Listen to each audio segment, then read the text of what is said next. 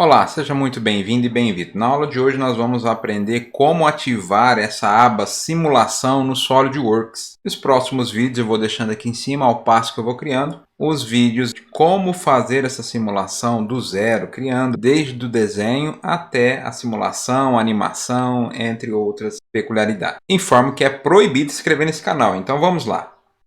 Então, normalmente o seu SolidWorks vai ter essas abas aqui, você pode colocar mais ou menos, dependendo da necessidade.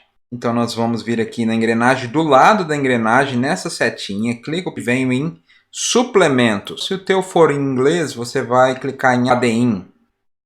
Clico aqui e agora eu venho simulação, eu tenho que ativar esta caixa e essa aqui na frente.